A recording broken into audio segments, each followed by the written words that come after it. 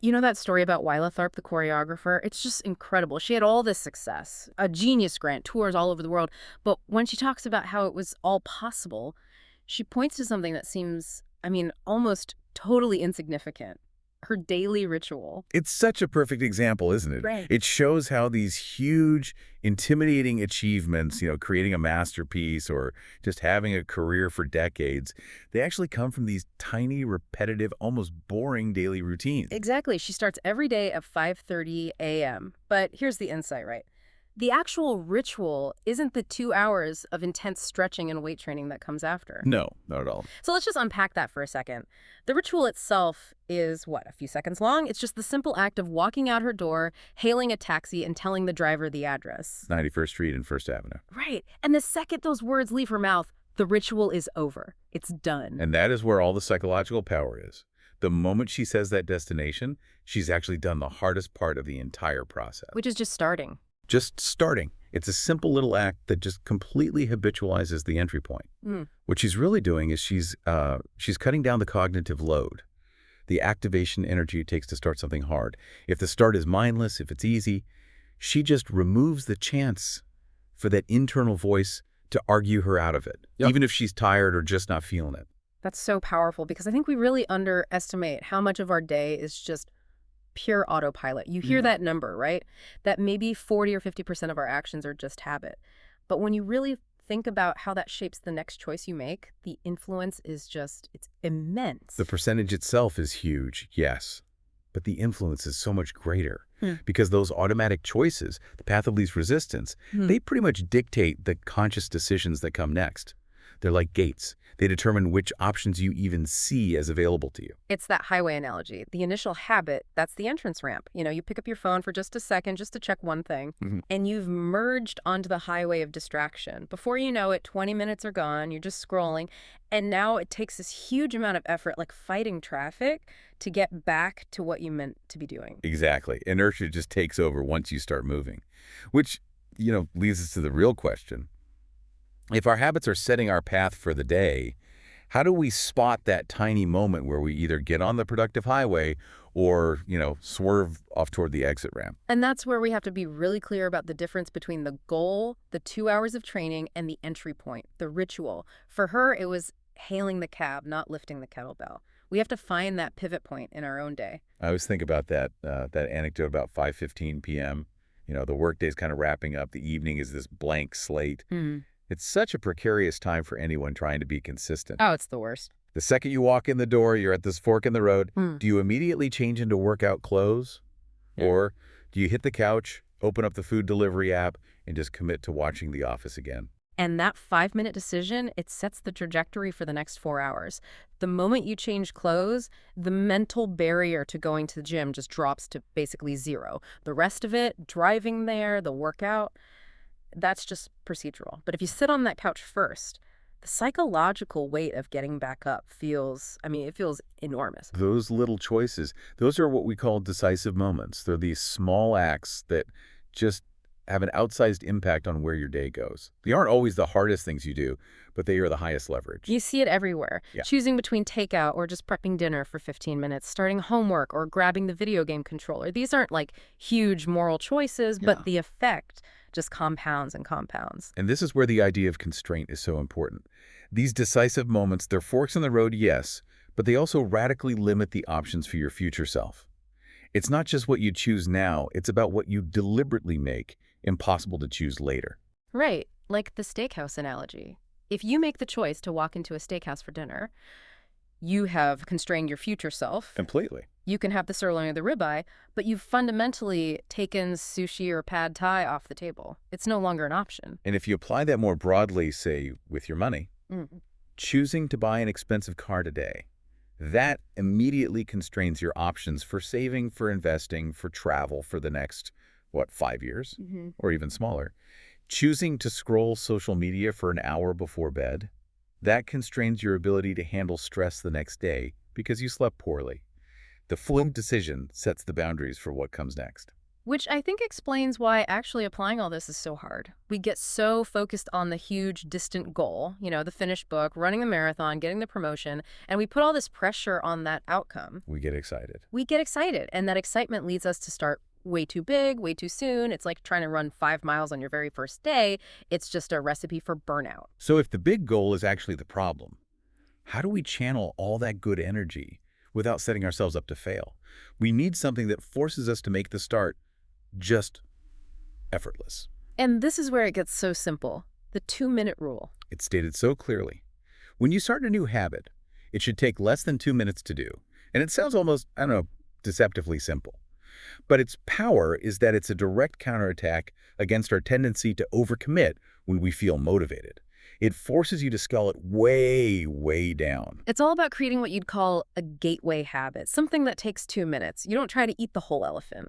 If you want to read before bed each night, the gateway habit is just read 1 page. If the goal is run 3 miles, the gateway is tie my running shoes. The idea is that the gateway habit has to be so small that it feels, well, ridiculous to skip it.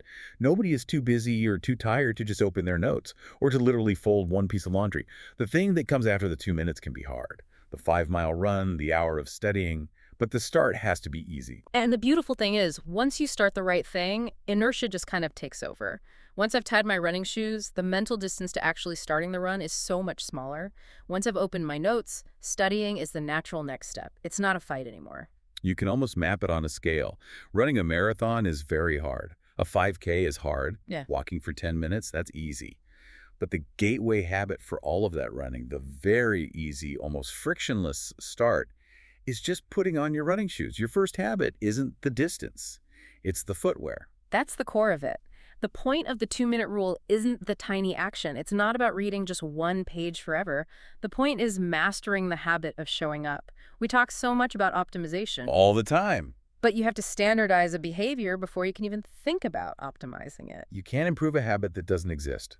That first 2 minutes, it becomes the ritual. That predictable, mindless entry point that lets all the real work happen afterwards. You have to nail the entry ramp before you worry about your speed on the highway. Okay, so let's get into the skepticism. I know a lot of people hearing this are thinking, this just feels like a trick, right? We know the real goal is to run 3 miles. We're not aspiring to only read 1 page for the rest of our lives. So if you know it's a mental trick, why would you fall for it? That's the critical question, because knowing how it works shouldn't undermine it. The counterintuitive answer is to actually enforce the stop. Commit to going to the gym, but you tell yourself, I must leave after 5 minutes.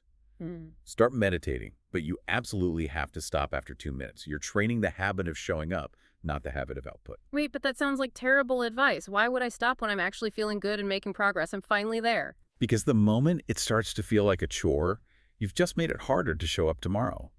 You want to keep the feeling of success really light and easy to repeat. If you always stop when you're still going good, you actually look forward to doing it again. It's just like Ernest Hemingway's advice to writers. He'd stop mid-sentence so he knew exactly where to pick up the next day. He was avoiding the anxiety of the blank page. I remember that really powerful example of the guy who lost over 100 pounds with this. He went to the gym every day, but for the first few weeks, he forced himself to leave after just 5 minutes. He was focused 100% on consistency, not on intensity. For weeks, 5 minutes was it. But the real change, the click, happened when he started to think, well, I'm always coming here anyway. The identity was already there.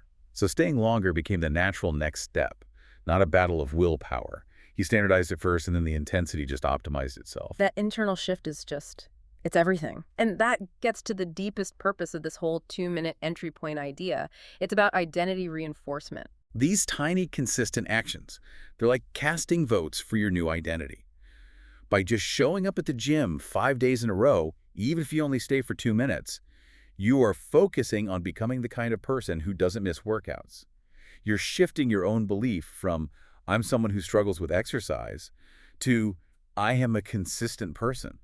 The small result matters so much less than the consistent presence. So we're changing how we see ourselves through proof, not just through willpower or trying to get motivated. 1 push-up is better than 0, not for the calories, but because you just cast a vote for being an active person. That's exactly it. Most of us are obsessed with the end result, the six-pack, the savings account balance. But once you establish that identity, once consistency is locked in, you're showing up every single day. Then you can start to combine the 2-minute rule with what we call habit shaping. You can strategically scale back up. And habit shaping gives you the roadmap. It's that realistic step-by-step progression. You only focus on mastering the first 2 minutes of whatever phase you're in before you let yourself move to the next level. It stops you from getting burned out. Right. Take becoming an early riser. You don't just jump straight to a 6 a.m. alarm. That's a huge shock. Phase 1 might just be in my pajamas by 10 p.m. That's the gateway. That leads to phase 2. All devices off by 10 p.m. Yeah. Phase 3, actually be in bed by 10 p.m. You don't even try to wake up earlier until, say, phase 4, when you set the alarm for 7 a.m. And then, only then, is phase 5 trying to wake up at 6. Each step is tiny, but it's built on the rock-solid foundation of the last one. Or for exercise, phase 1 is just changing into your workout clothes. That's it. Phase 2 might be doing 10 squats right after a change. Phase 3 is driving to the gym and working out for 5 minutes. And then, eventually, you get to phase 5, exercising 3 times a week. You never ramp up the intensity until the previous phase is totally automatic. It lets you take these massive, intimidating goals and work backwards until you find a tiny 2-minute action you can do today. Want a long and healthy life? That comes back to change into my workout clothes after dinner. Want a happy marriage? That comes back to spend 2 minutes planning meals for the week so you reduce stress. The huge life goal is overwhelming, but the starting ritual is it's completely simple. And that really brings this all together. The most successful people aren't relying on some massive surge of motivation to start hard things. They ritualize the very beginning of the process. They make that first action so mindless that the rest of the work just flows from it. They're just capitalizing on inertia. Standardize the start. The optimization will follow. You have to take the decision out of the beginning of the task. So as you think about how you approach your own goals, the things you keep putting off, what really stands out? If you were to apply this 2-minute rule right now, what's the smallest, maybe even the most ridiculous gateway habit you could commit to today? Something that would immediately cast a vote for the person you want to become. And don't just think about putting on your running shoes. Think even smaller. What if you just commit to laying out your socks tonight? Tying a knot in the laces so when you see them tomorrow morning, the cue is right there. It's unavoidable. The first act of the day is already done for you. The goal isn't perfection right away. It's just persistent presence. You have to focus ruthlessly on the entry point, not the outcome.